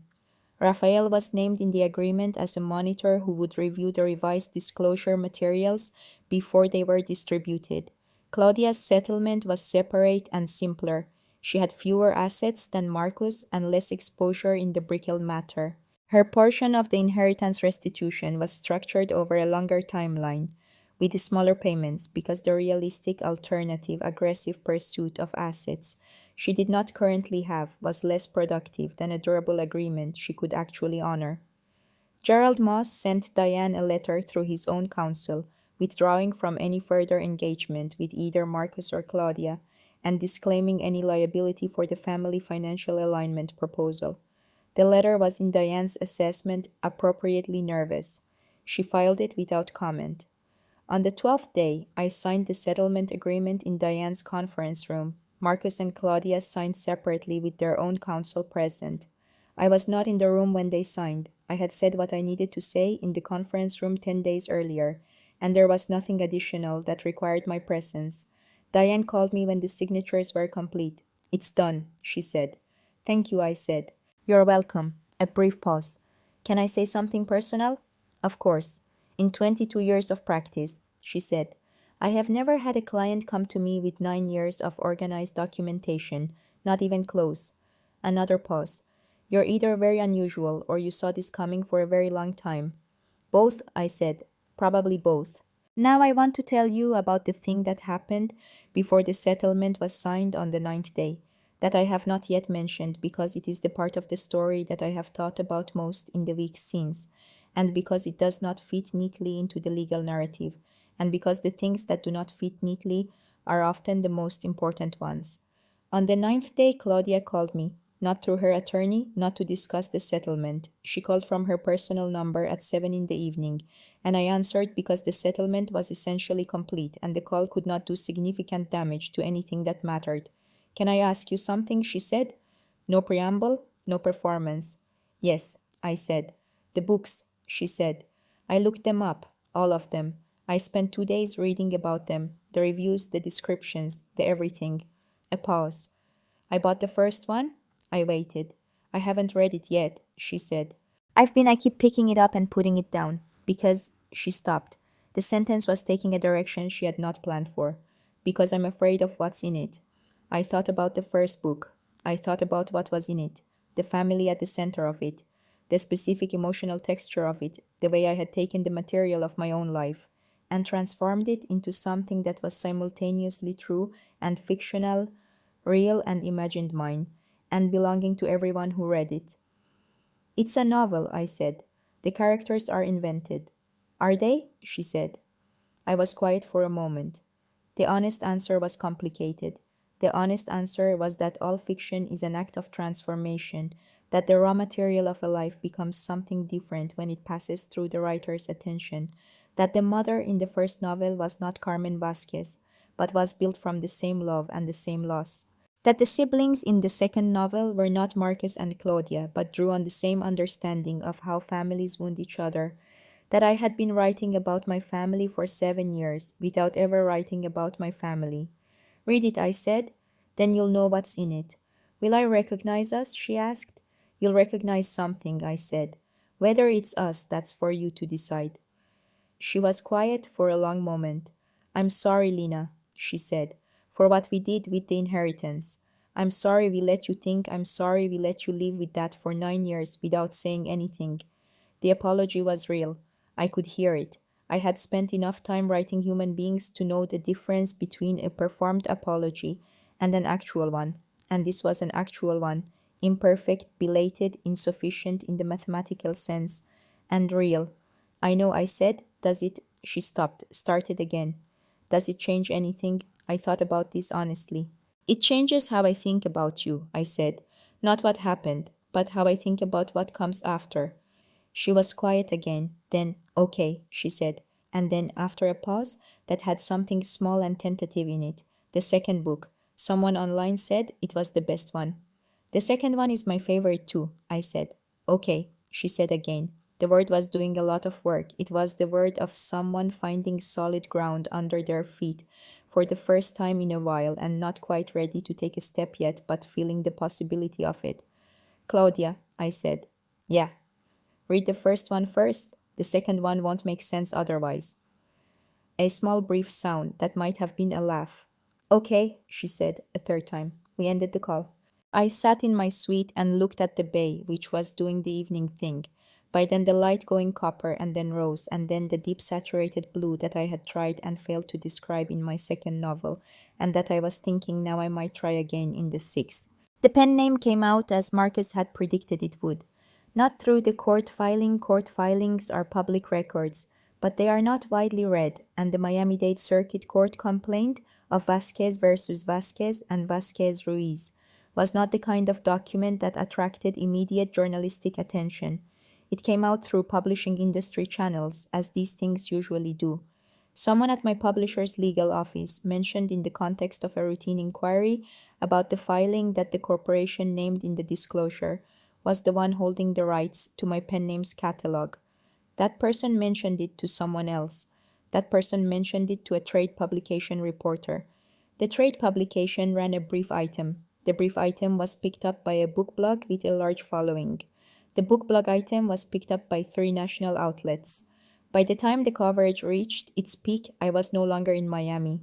I had gone back to the apartment in Wynwood, which the building had remediated ahead of a scheduled 3 weeks, becoming 2, which was unusual, and which I attributed to the specific motivation that property managers develop when they understand that a tenant's legal team has a copy of the building's maintenance records. I was sitting at my desk when the first large publications piece went live. My publisher's communications director called me 3 minutes after it posted. Priya had already sent me the link. My agent had texted something in all capitals that I interpreted as positive. I read the piece. It was accurate in the facts, the pen name, the catalog, the general scope of the career. It was not accurate in the characterization. It described me as a mystery figure who had been hiding in plain sight, which was the kind of language journalists use when the actual story is more ordinary than the framing requires. I had not been hiding. I had been working. The distinction felt important, but I understood it was not the kind of distinction that makes for good headlines. My publisher called next. We need to talk about how you want to handle this, my editor said. She had known my identity for 7 years and had guarded it with the specific institutional protectiveness of someone who understood exactly what was at stake. The fact that the protection had now ended was not a failure. It was a development, and she was, as always, focused on what came next. I want to handle it the way I handle everything, I said, by saying almost nothing in public and letting the work speak. Yes. She was quiet for a moment. There's going to be pressure for an interview. The first one, it will be significant. I know, I said. Do you want to do one? I thought about this. I thought about what an interview would mean, the image attached to the name, the face attached to the work the person interposed between the reader and the sentences. Everything I had spent 7 years preventing. And then I thought about my mother reading to me at the kitchen table. I thought about her voice saying the words have consequences. One interview, I said. Print not video. A journalist who covers books rather than celebrity. Someone who will ask about the work. I know exactly who, my editor said. Set it up, I said. The interview ran 6 weeks later in a publication that covers literature with the seriousness it deserves. It was 30,000 words. The journalist asked about the work, the decisions behind it, the structure of the novels, the choice to write under a pen name, the experience of having a career that was simultaneously very public and very private. She asked about where I had grown up, and what had shaped my writing and what I was working on next. She did not ask about my family. I had not asked her not to. She simply did not ask because she understood that the interesting questions were the other ones. I answered everything honestly, including the question about the pen name. Why did you decide to write anonymously? She asked. Because I wanted to know if the work was good, I said, without the noise of who I was or where I came from or what the story of my life was supposed to mean. I wanted readers to encounter the books without a frame. I think that's still the right way to encounter them. And now that the name is public, now I said the books are still the books. The frame is just larger, but the thing inside the frame is the same. She nodded. Last question. What are you working on? I thought about the document I had opened on my laptop in the Mandarin Oriental suite at 4 in the morning with the plan taking shape in front of me. I thought about the note I had made at the top chapter 1 before I began writing the strategy that had produced the past 3 weeks. Something new, I said. It's about a family. She smiled. Isn't everything that more or less? I said. But this one is specifically about what we owe each other and what happens when the debt comes due. The settlement payments began arriving on schedule. Marcus restructured the Brickell prospectus with Raphael's supervision and represented the deal to his two individual investors, Gerald Harmon and the Abramovites, with the accurate cost estimates and the corrected timeline and the honest track record. Gerald Harmon, the retired orthodontist, withdrew. He was not angry. He was by all accounts gracious about it, and Diane ensured that his withdrawal was processed cleanly, and that he recovered his capital with appropriate interest for the time it had been held. The Abramovites stayed. I do not know exactly why, whether it was faith in the deal, faith in Marcus, or simply the specific calculation of a couple who had already done their due diligence and decided the revised numbers still worked. But they stayed, and the deal proceeded, and the permits were filed, and the groundbreaking delayed from the fictional timeline in the original prospectus to a realistic one was scheduled for the following spring. Marcus found two additional investors to replace Gerald Harmon's withdrawn capital sourced through a network that was smaller and more conservative than the network he had been targeting before. The new investors did their own due diligence. They read the prospectus carefully. They asked questions. Marcus answered them accurately. This was not, as far as I could tell, his natural mode of operation, but it was the mode that the settlement agreement required, and the monitor agreement with Raphael meant that the accuracy was verifiable. Whether the deal ultimately succeeds is not something I know at the time of writing this. It may succeed, it may not. The real estate market is not predictable, and even honest deals encounter conditions that honest people cannot control. What I know is that the people involved in it now have accurate information, and that Marcus is operating within the constraints of an agreement that has consequences if he does not honor it. That is the best I can do for that situation. The rest is his to manage. Claudia's situation was harder to observe and harder to characterize. She read the first novel. She called me 3 days after she started it, and did not say anything about the book. She talked about something she had read in the newspaper about a restaurant that had opened in Boca Raton that she thought was interesting, about a friend of hers who had recently done something mildly notable. The conversation was ordinary and slightly awkward in the specific way of a conversation between people who are recalibrating their relationship to each other and have not yet found the new register. She called again the following week. That conversation was slightly less awkward. The third call 2 weeks later, she said, I finished it. And I said, the mother, she said, in the middle section, when she's sorting through the father's belongings after he dies. Yes, I couldn't read that part without stopping every page, she said. I had to keep putting it down.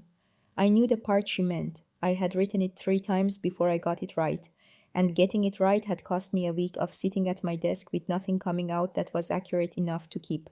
When it came all at once, and I did not revise a word of it.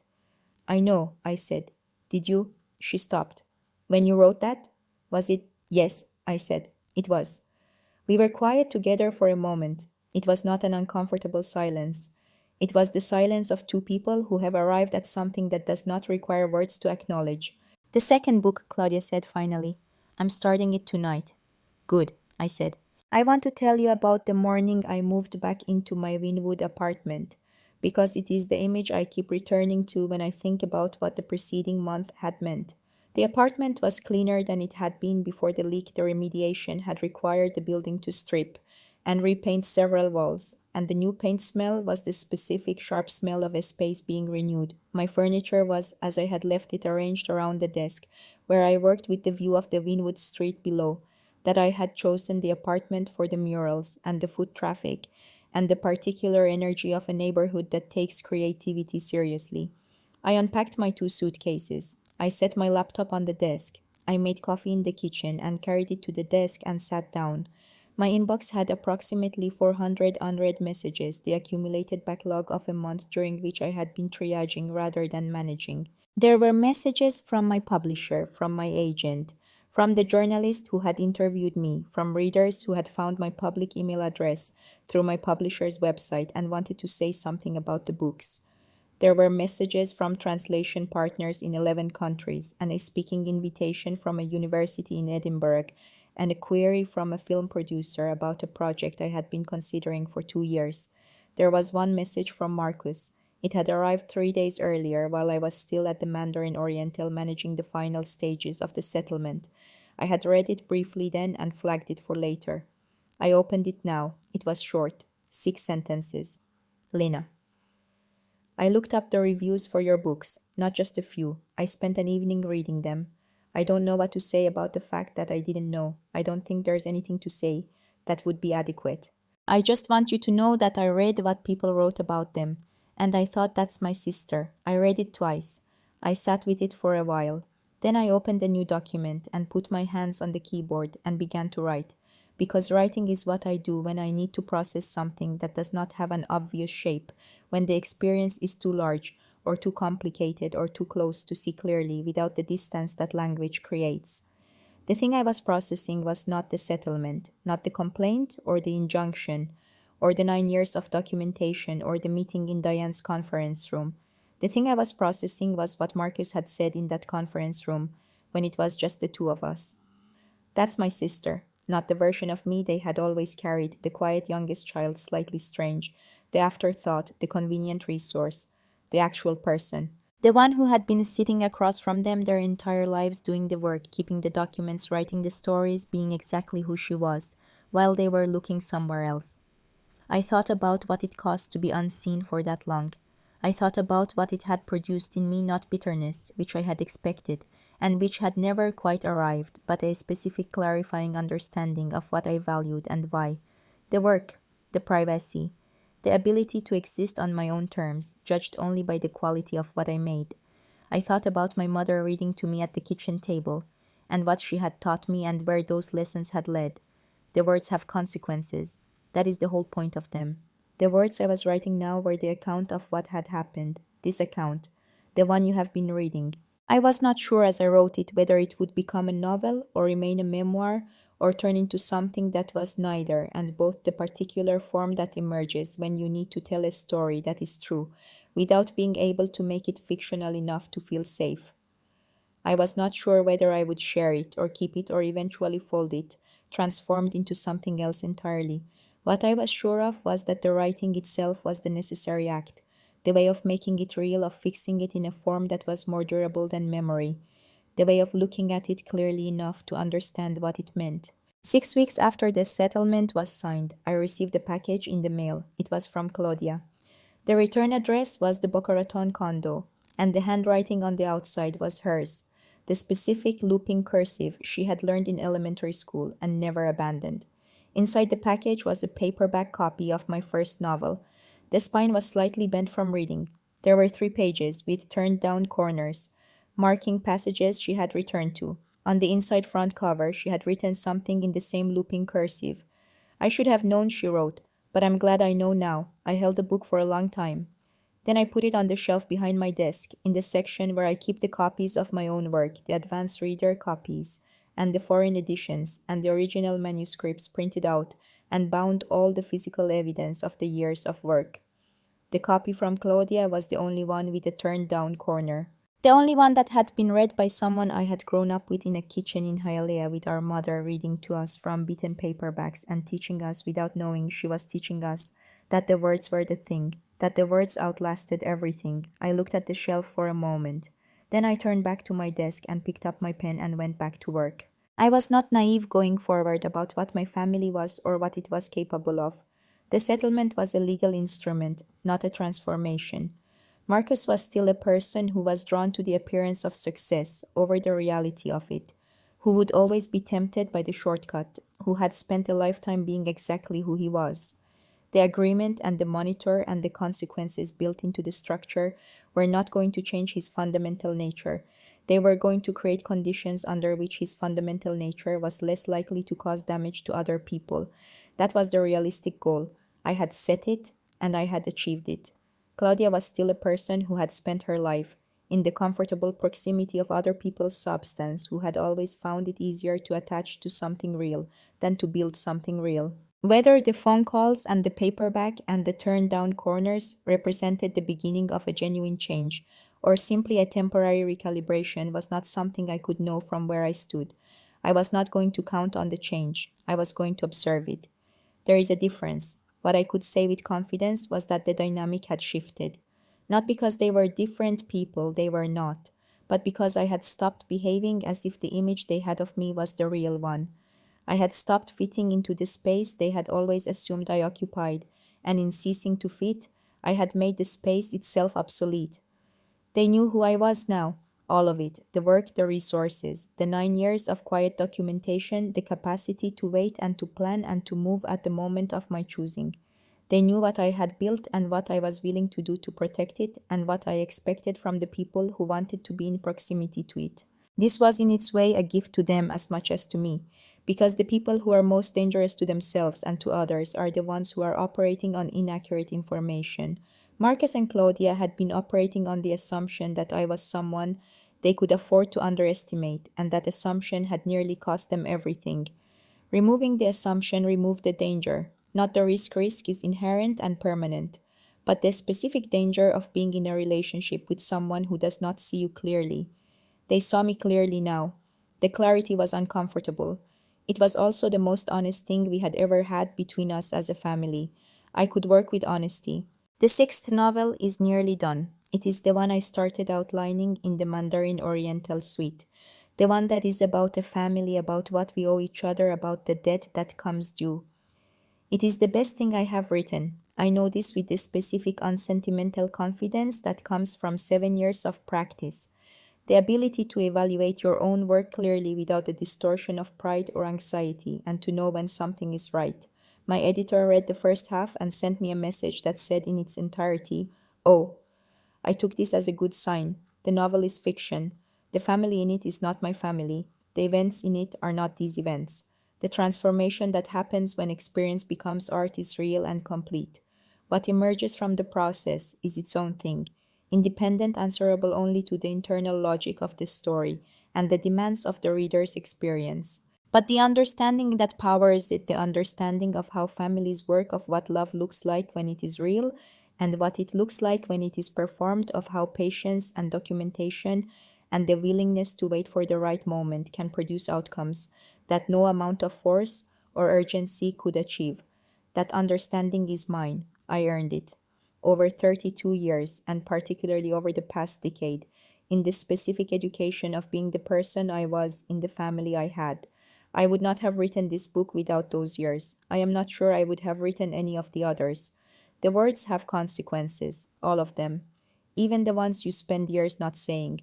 On the last evening I spent at the Mandarin Oriental before I moved back into my apartment, I went down to the water's edge and stood there in the late October air and looked at Biscayne Bay. The bay was doing the thing it does at dusk, the colors cycling through their sequence, amber to copper to rose to the deep saturated blue, that I have tried to describe 3 times and will apparently keep trying to describe until I find the words that are accurate enough to deserve the thing they are describing.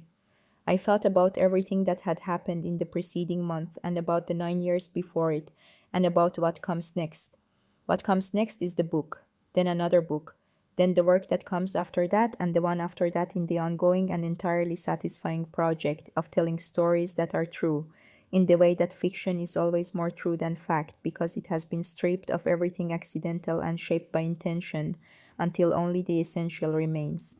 What comes next is whatever my family becomes now that the fiction of what we had been has been cleared away, and we are left with the reality of what we are.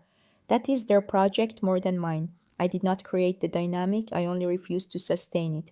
But I am willing to be present for the process cautiously, with the documentation maintained and the attorneys on retainer and the patient unhurried attention of someone who has learned to read a situation clearly before deciding what to do with it.